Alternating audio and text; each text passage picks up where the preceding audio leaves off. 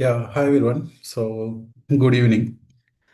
So, I think let us recap the last session. So, I think in the last session, we have discussed about set, and also we discussed about the map, and how to declare the set and map. So, generally, we discussed that set is actually stores unique elements. So, set doesn't contain any indexes, and also we have discussed about different methods that are available in set. Then we have discussed about the map. So map simply accepts the values in the key value pair. So we also discussed like how to access different methods that are available in the map, and how to declare the data, insert the data, retrieve the data, and also read only maps. So we have discussed about all these things in the last session about set and map. So today let us discuss object types in TypeScript. And in the object types, let us discuss about what is an object and what is the need of an object and how to declare an object. Then we'll discuss type alias for an object in the TypeScript. So how to access the properties of an object, then what are the optional parameters and how to declare them in TypeScript object. Then we'll discuss about how to access the properties of an object and read only properties of an object and nested object. So first let us discuss what is an object. I think in the previous sessions we have discussed about a variable. So variable can store only one value. I would say like let x of type number equal to some 100. It can store only number 100. And again we discussed about arrays. Array can store similar data types. Like if I give number, suppose I want to store the student roll number. I'll give the type of the array as number, then it can store multiple numbers of same type. Again, we discuss about union types, where it can store multiple data types. But now I want to have something which can store structured data. Structured in the sense, I wanted to have one type of object which can store only the employee information like employee ID, employee name, and employee salary. So I wanted to store this information. For each variable, we should have this information associated. Again, suppose let's say I have a website here, and so in this website, let's say I want to perform login. So if I want to perform login, I need a username and password. So I'll go to this website, SaaS demo. So here there are two fields, username and password. Now I want to create a table.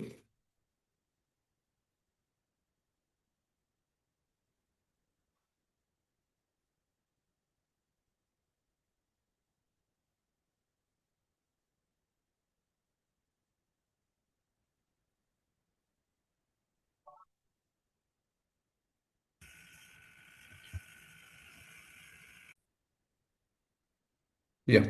So now my intention is, so I wanted to store some kind of username and password here to log into this website. Now I need a variable which can hold both username and password. But the variables that we have discussed so far, it can hold only single data type, single type of value. Again, if I go to array, it can store multiple values. But I wanted to have a variable which can store only two values, and those values can be of type that I defined. So that means I want to have a structured data which can hold the data that I required. So in this case, I wanted to have a variable which can store only username and password. Again, I wanted to store employee information where it can hold employee name and employee ID and company name. So if you wanted to store such type of structured data, then there is a option called object in TypeScript. So let us see how we can declare an object and how we can store the values inside the object. Yeah, so let me create a new folder. So I'm creating a folder with the name objects. So now I wanted to store information of an employee. So I'll create objects. So I want to declare the object. So declaration. So now you can declare an object like this. So now I would say, so let I want to store employee information. Let's say the employee name is some Rajesh. Rajesh equal to. So I wanted to have following fields like EMP ID. So for EMP ID, I wanted to store 100. Then employee name. So let's say the employee name is Rajesh. So now I want to store one more variable, that is company name. So the company name, let's say some test company. So this is how you can declare a object data. So here Rajesh is an object. So this Rajesh object is having three different values. So one is employee ID. It is of type integer. It is storing 100. Again, employee name Rajesh. Company name is test company. So this is the way how you can declare an object. So earlier, if you remember, in the variable you can store only one value.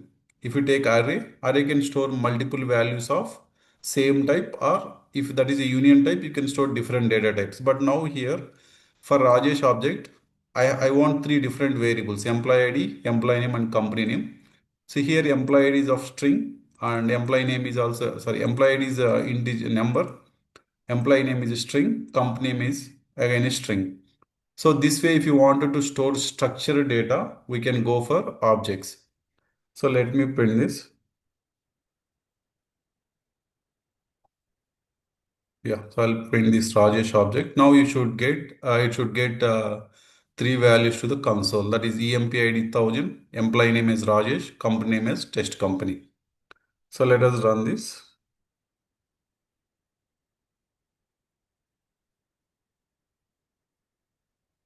So object to declaration. So you should print these three values to the console. So in a similar way, so here I just declared one value, but again, depending on the requirement, you can store different data types. So here I stored the employee information, but now I wanted to store this login information. Let's say I want to store this standard user information. So now what I can do is I would say let standard user equal to, so I want to store username.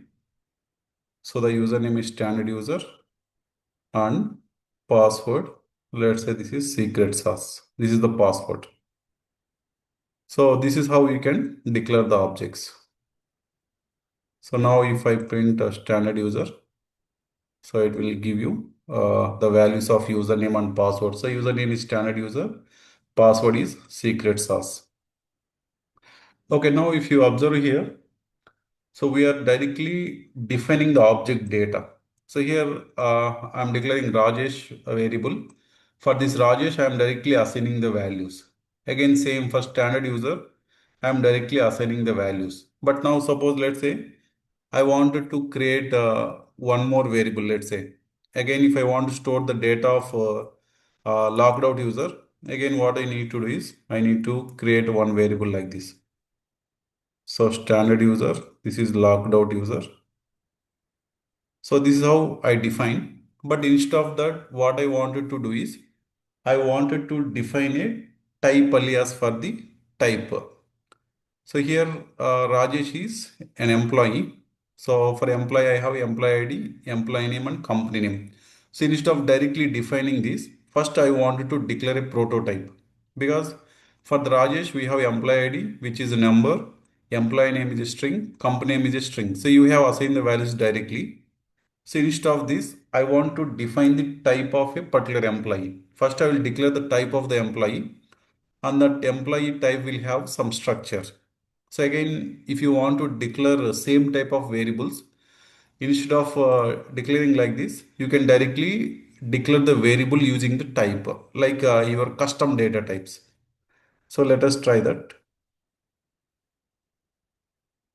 So I would say object type alias. This is called type alias. So now let's try. So I want to declare an employee type. So now what you can do is you can use type. So employee. So now what structure you want to define for employee? So I want to define ID. It should be number, and employee name should be string. Then let's say I want to define salary. It should be a number. So now here, this is called type alias. So earlier in the previous examples, I did not define any prototype or any type for an object. I am directly randomly assigning the values. So for Rajesh, if you want, you can assign one more field. But now I wanted to define a prototype or define a structured data type. Then I wanted to use that wherever I want to declare a new object, you can define the object of a type that you have declared. So here I can say employee. So this employee is a one type object. So that is here we are using this type keyword. So when you use this type keyword, this employee will be created as one type of object. Now suppose let's say in future, I want to have some variables which can store only this employee type data. Then you can use this employee type there. So now here I just declare the type structure. So now I want to declare the data for an employee. So now what I can do is I would say let, so Rajesh. So what is the type of Rajesh? I want to store type of Rajesh as employee. So now this is similar to our data type. Suppose let's say if I want to make Rajesh a string, what do? We do string. Then you can store some string value here. So here the type of Rajesh is string. The data type of Rajesh is string. But now instead of defining the primitive data type that we have discussed, now I want to have this Rajesh store some three different values. Like we have defined a structure. This Rajesh should have that structure type of data stored. So in this case, what is the structure, object structure we have defined? That is employee. So whenever you declare a variable of type employee, it should accept three values. It should accept ID, name, and salary. That means if you want to define a custom types, we can go for objects in Typescript. So this is called type alias. If you declare like this is called type alias. So now let Rajesh, I am giving type of Rajesh as employee. Okay. So now it will declare. So now the Rajesh is of type employee. Now you have to store only these three values because since the Rajesh is of type employee, so you have defined three properties for this object. So now you should be able to give three values for Rajesh. So now let me give those. So now I would say ID. So I would say ID as, sorry, ID should be a number. So I'll give 1000 and name. So name should be Rajesh. And now salary, I'll give 10,000. Okay. So now I think you should have the variable properties names provided correctly. So here if the property name is not matching, you will get an error. So here if I give salary one, right, you will get an error here because whatever the variables that you have declared in the object structure, same variables you have to use this here while you assigning the values.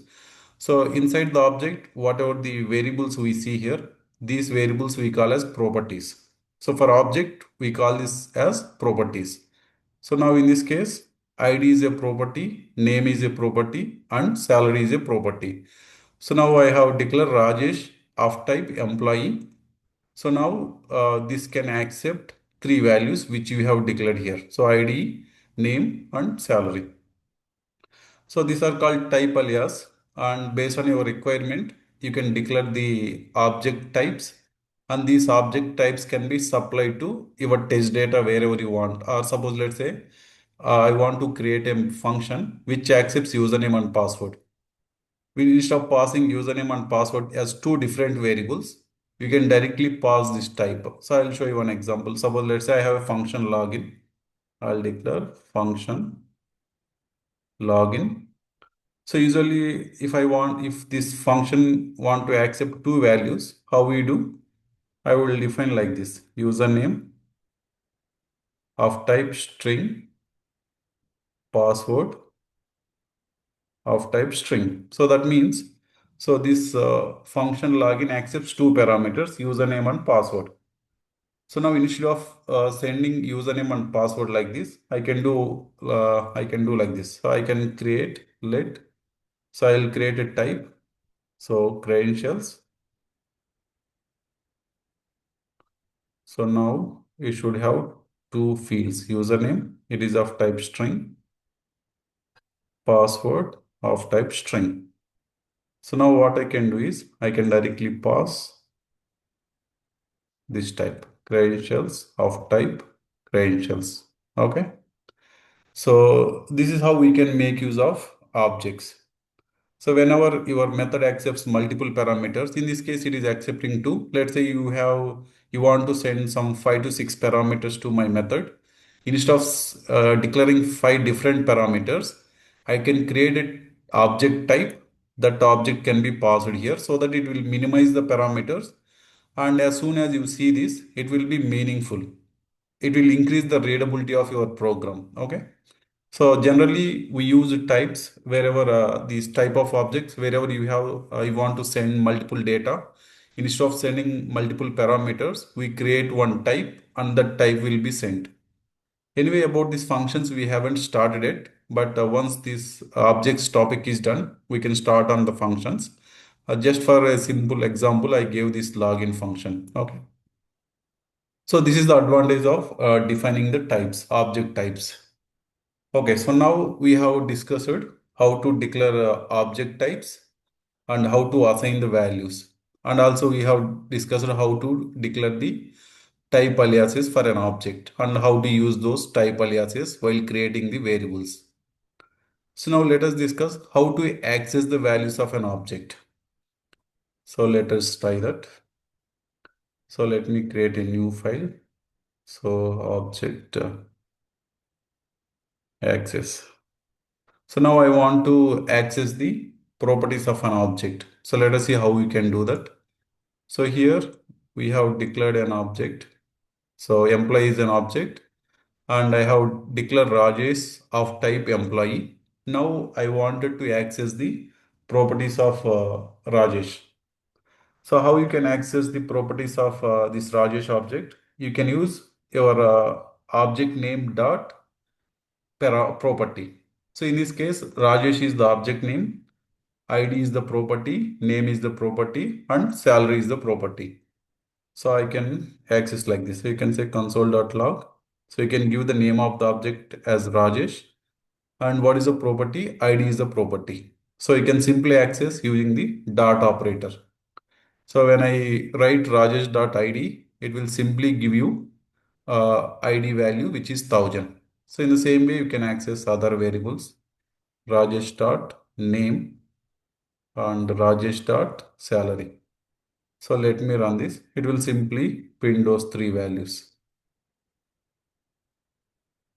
So this is how you can access the values of an object. So the properties of an object.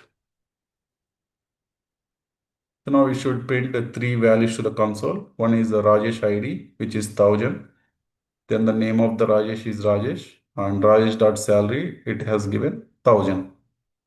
So now this is how you can access the properties of an object. Simply give object name dot property name.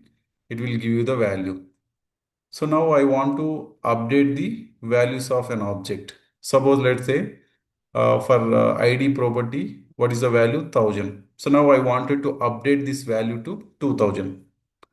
So now let us try that. So you can simply access the ID property rajesh.id. I would assign 2000. So this will update the existing value of ID. So the first initial value is 1000. So when you print this statement, it will give you 1000 for Rajesh ID. Now I wanted to update the Rajesh ID to 2000. So simply I am accessing the ID property using dot operator. So Rajesh dot ID equal to 2000. So now if I print this, you can see that the value of ID has been updated to 2000. So let me run this. Now we should print first iteration, it will print 1000 as a ID. In the second time, it prints 2000 because here we have updated the value of Rajesh ID. Okay. So this is the way how you can access the variables. So the properties. So we can call them as properties, object properties. So this is how you can access, and this is how you can update the property values. So now let us discuss about what are the optional parameters in objects, or optional properties, I can say. So object, so optional properties. Okay, so now I want to declare some properties as optional. Suppose let's say I'll take the same employee object. So yeah, the type of object is employee. So now ID and name. So employee ID and employee name. So I want them to be mandatory. But salary. So I want to make salary as optional field. So if you want to make this as optional field, we can simply give question mark here. I think we have discussed similar concept in tuples, and even I think in arrays we don't have these optional parameters, but in tuples we have discussed it. So now salary question mark means, so this salary will be treated as optional parameter. So optional, this is the optional property. So if you declare some property as optional, then you may or may not give the value. If you don't give the value, it don't complain. Suppose for ID and name, since these are required fields, if I don't provide the value, you will get an error. Suppose in this case, what I will do is, I'll not provide a name. I think you will get an error. See, you are getting an error. Rajesh is declared, but its value is never used. Property name is missing in the type because ID is mandatory and name is mandatory. I just only assign the value for ID property, but I did not do for name property. So because of that, we are getting an error saying that property name is missing in the type because these two are required fields. Now I made salary as optional. So optional means if you provide the value, it will take. If you don't provide the value, so it will ignore that. So it will not complain. But in this case, since you did not provide the value for name, it is giving an error because that is the required field. So now I'll provide name as Rajesh. Okay. So now let me print this. So print the value of Rajesh. Now I'll declare one more object. So I would say Ramesh, and it is of type employee. So Ramesh is of type employee object. So ID I'll give as 2000. Name is Ramesh. So now I'll declare salary. So I'll assign 20,000 for salary. Okay. Yeah. Oh, it's giving an error. Yeah, sorry. Here we missed the comma. So now you can observe. So both are of type employee. Rajesh is of type employee. Ramesh is also of type employee. But here I only gave two property values. But here I give three property values. So though I did not give provided the salary here, he did not complain because salary is optional field. So if you want to make something as optional, you can use this question mark. So then that field will become optional. And so actually you can, I think in the earlier example, we have discussed how to access the properties of an object using the dot operator you can access. But suppose I want to delete a property. So if you want to delete, you can delete the property also. But if the ID and name, these two are mandatory, you cannot delete the mandatory properties. Now how to delete the property? So I can write like this. So I can say, so you can use delete. So yeah, sorry. So we need to go down. Yeah, I would say delete employee dot, or I say Rajesh is the object, Rajesh dot salary. So this will work because you can only delete the optional properties. If I try to delete the ID, it will give an error because you cannot delete required properties. You can only delete optional properties. So here ID is a required property. That is the reason we are getting an error. Even you will get the error for name also. So now here, let me print Ramesh values and let me run now. So I think you should get three values for Ramesh object. Okay, I think I ran this object access. Let me run this object properties,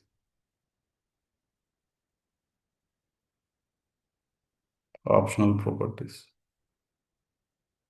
So now this should give you only two values, 1000 and Rajesh. This should give you three values. So 2000 Ramesh and 2000.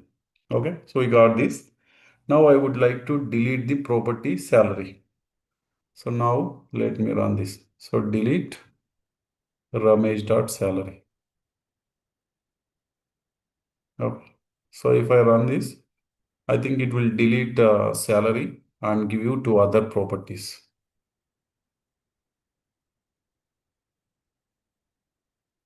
Yeah, so let us wait. So it's running.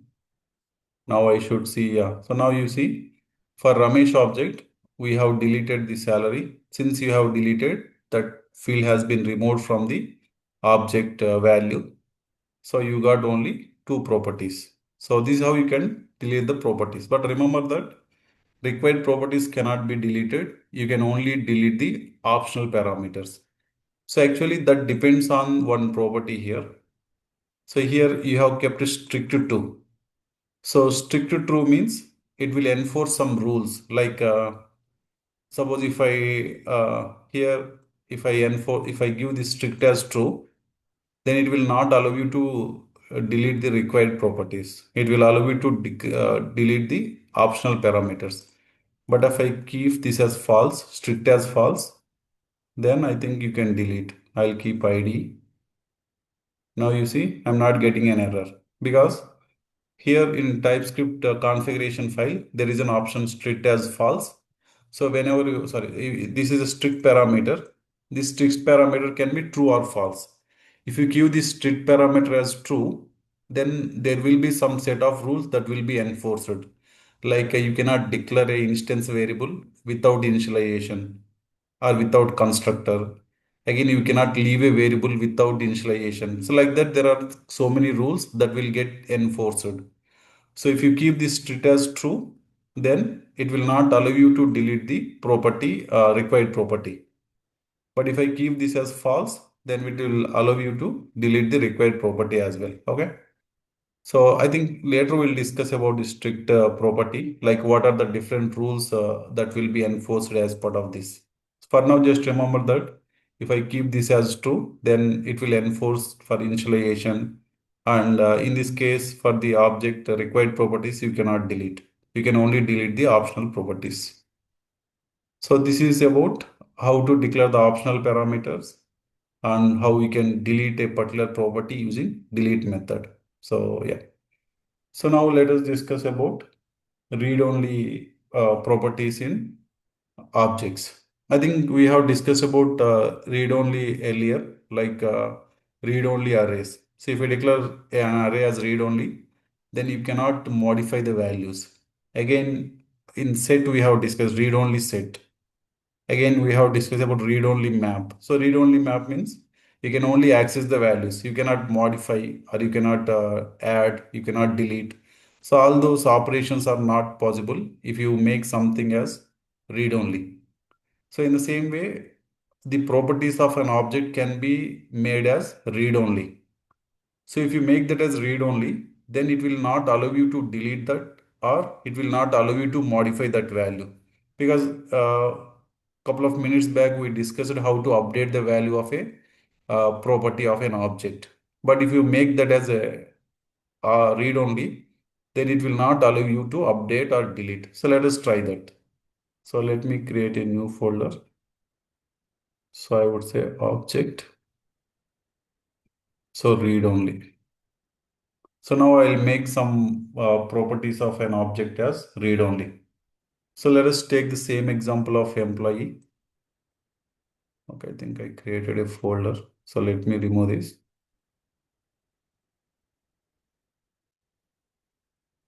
So object read only.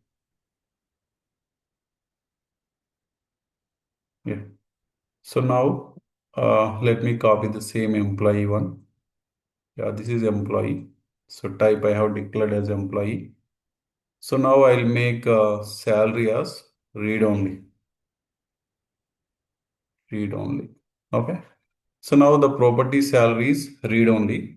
So now let me assign some values to employee. So I'll create an employee Rajesh of type employee and let me assign the values. So ID I'll give 2000, name Rajesh, and salary I'll give some 3000. Okay. So now a Rajesh object has been initialized with the values. So the properties of ID is 2000, name is Rajesh, salary is 3000. So now let me try to change the value of salary. So salary I'm keeping to 4000. Now you see you are getting an error because cannot assign to salary because it is read-only property. So I think earlier we were able to update the value of a property of an object because you did not declare that as read-only. Since here salary you declared as read-only, so you cannot modify the value. So initially whatever the value you assign, it will keep continuing the same value. If you try to update that, so then you will get an error. Okay. So that is the advantage of read only. So whenever in our test data or anywhere in our automation, if you want something doesn't need to be changed, like your credentials. Credentials I don't want to change once I initialize it. In that case, you can keep the username password as read only so that the external program cannot update those values. So like that, depending on the requirement, you can keep the properties as read only to avoid modification. So, and again, you cannot delete this read-only property. So now let me make this as question mark. So now I assign the value. So let us try to delete Rajesh dot salary. Now I'm not able to delete this, saying the operator of delete operator cannot be a read-only property. So since this is read-only property, it is not allowing to delete. Okay. So yeah. So this is how. Now let me this. Yeah, if you remove that read only, it is allowing to delete. So that is how you can use read only to not modify your property values. So now let us discuss about nested objects because you can have an object inside another object. So let us take one example. So let me create a new file. So nested objects. So I'm creating one type. Second type, let's say the type is employee. So now I want to declare employee ID. So it is of type string, or let me make this as number. So then employee name. So employee name should be string. So then I want to declare address. So generally, if you take address, so again address will have multiple properties like the street number and the state pin code. I mean the pin code of the like a city or whatever the area that you are living in. So in this case, so I want to declare city, state, and pin code. So those three properties I wanted to have inside a address. Because if you keep this as only variable, like a normal variable, it cannot store three different values because a variable can hold only a single value. If that is array, you can hold similar values of same type. But now here I want to have address hold three different values, city, state, and pin code. So in that case, if you make address as a normal variable, it cannot hold three different values because again from address, I want to access city, state, and pin code separately. So if you wanted to do like that, what is the option is you have to make this as another object. So now I would keep city of type string, then state, it is of type string again. Then I want to have pin code. So this is a number. So these are called nested objects. So employee is an object. So this object is having three properties: employee ID, employee name, and address. But again, address I wanted to have it allow multiple values like city, state, and pin code. So in that case, this should be again another object. So this is called nested object. So that means you have an object inside another object. So this kind of objects in another object is called nested objects. So now how I can assign the values. So now let me create a new variable Rajesh and of type employee. So now if you want to assign the values, you can do like this. EMP I'll assign 2000. EMP name. So EMP name I'm providing as Rajesh. So then I would say address. So it is an object. So now I have to declare the values. City. So let's say city is Hyderabad. And we need to store state. So yeah, state is TG, Telangana. And so one more field, pin code. So I'll give 5,49. So now this is how you declare objects inside another object. Okay. So I think we got spelling mistake here. That's why we got an error. But anyway, now, so Rajesh is of type employee. So now it has employee ID, employee name, and address. So how to access the values of address? So earlier we were able to access the properties of an object by using dot operator. If I say rajesh.empid, it will access the employee ID. Suppose I want to access complete address. So you can do like this. I would say console.log rajesh.address. So if I access this address, it will give you the complete address object. So let me run this. So it is inside objects folder. So yeah, this is 06. So let me run this. So now it will give you employee ID. Sorry, it won't give you employee ID, employee name because we did not print that. It will print only object here. So it's giving some error. Okay, sorry, there is a spelling mistake here. It should be TS node. I would say npx ts-node src/. It is inside objects and this is 06. Let me run this. Now I should get the values of address object. So you'll get three values: Hyderabad, TG, and pin code. So let us wait for it to run. Yeah, so we got the values, but now I want to access city, let's say. How you can do that? I can say object name is Rajesh dot address dot again because address is again an object. So Rajesh is a type employee. So I'm saying Rajesh dot address. It will give this complete address. Again, inside the address, I want to access city. You can see address dot city. So it will give you only city value. So this way you can access the properties of a nested object inside another object. So this is one way where you can directly declare the object. So here inside the employee, I directly define the address object. This is one way. Or if you want an alternate way, we can do like this. So now I can give another type address. So address can store these three values. So now I can keep these three here. So city, state, and pin code. Here I can give address. So this is also another way how you can declare object inside another object. So first I have defined the address object structure. It should contain city, state, and pin code. Then I create an employee object of type employee. So it should contain employee ID, employee name, and address. Instead of defining the object structure inside the employee now, I have moved this address structure outside. Now you can give this type directly here. So this is also another way. So defining this is more ideal way because it will increase the readability of your program. So this is all about objects.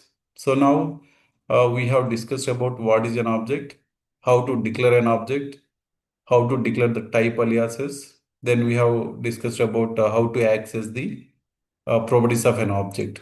You can directly access using object name dot your property. And if you want to update the value, we can give object name dot property equal to value. Then it will update that. Then we discussed about the optional properties. So using question mark, you can declare a variable, a property as optional for a object. So optional properties you may or may not provide. If you provide the value, it will take. If you don't provide, it will ignore. And again, we can delete properties, but you can delete optional properties. You cannot delete required properties when you keep the strict parameter as true in the TypeScript configuration file. So then we have discussed about read only. So if you don't want to modify something, if you don't want to allow to modify some properties, you can make that as read only. The read only properties cannot be modified. You can only access those values, but you cannot modify them. And finally, we have discussed about nested objects. So if we declare an object inside another object, that is called nested object. Okay, so this is all about the object. Now let us discuss a function. What is a function? How to declare a function. So the rest of the types you can discuss in the next session. For now, we'll discuss how to declare a function and what is the use of function. So let me create a new folder, functions. So now I'll create a file. So use of functions. So why should I create a function? So let us take an example. So I wanted to add, I have two different set of numbers. So now I would say let a number, let's say it is storing 1000. Then again I'm declaring b. So I'm assigning a value of 2000. So now this is one set of variables which are having values 1000 and 2000. I am declaring another set of variables c and d. It holds 3000 and 4000. So now my requirement is I want to sum these two values and get the result. Sum these two values, get the result. And whatever the result you will get here, that result and these results, I want to sum the values. So now I would say let result 1 equal to a plus b. This is the result 1. Now I would say result 2 equal to c plus d. Okay. Now I got the results here. So now I will simply print console.log result 1 and result 2. Result 1 plus result 2. So now if you run this, so it will simply give you the sum of the four different variables that you have declared here. So let me run this. Result 2 should be C plus D, Madhu. Yeah, sorry. It should be C plus D. So let me run this.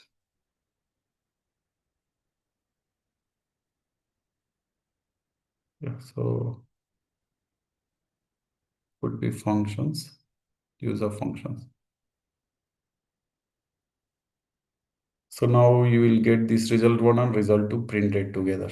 So it will get the sum of these two values. We got 10,000.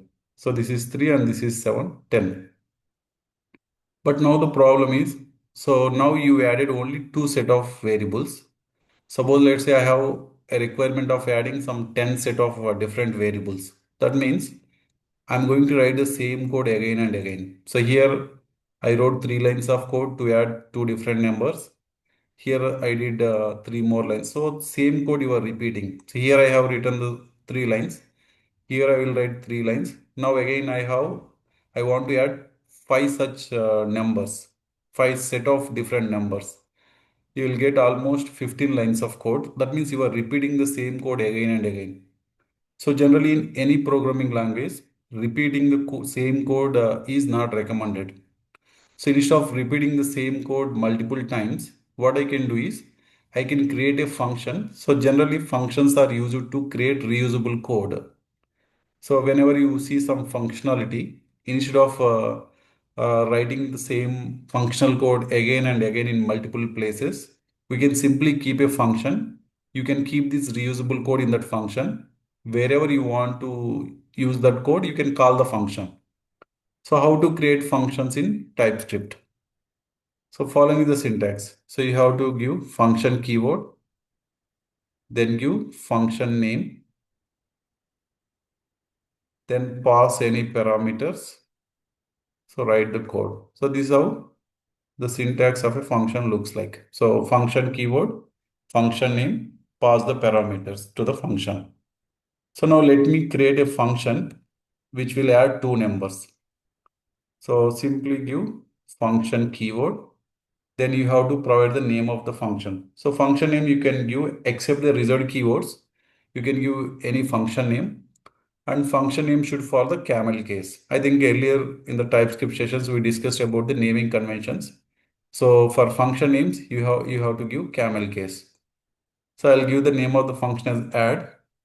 So now what this function should do? It should add two numbers. So I'll send two numbers here. A, B, another number. So now I'll print console.log A plus B. Okay. So this is our function. So this is how you can create function. So now I have created a function add, which is accepting to do integer parameters or number parameters. I'm adding these two values. So this is how you can define a function and write the code. How to call the function? So if you want to call a function, you can simply give the function name and pass the parameters to it. It is accepting two parameters, A and B. So now A is of type number, B is also of type number. So now you should pass two numbers here. I'll pass 1000 and 2000. So let me run this. What we'll get here? So this function call will print 3000 because when you call this function, the control will go here. 1000 will be assigned to A, 2000 will be assigned to B. So A plus B, it will sum up 1000 and 2000, it will give you the output. Okay. So this is how you can call the function. So now again, I can call the same function again. Now I will pass 3000 and 4000. So now let me run this. So if a function can be called any number of times depending on your need. So in this case, I created a function add and I call this function two times because my requirement here is to add two different numbers. So in the first time, it added 1000 and 2000, we got 3000. In the second function call, we passed it 3000 and 4000. So it sum up these two values and give you the output. So now if you observe here, earlier to achieve the same thing, we have written these many lines of code. But now I just created a function which is having a reusable code. So now I just call two times. So that is the advantage of function. So the functions increases the readability and it will reduce the duplicate code and you can use the function any number of times. So based on the requirement, you can call a function any number of times. So in this case, I want to add 1000 and 2000. So I call one function.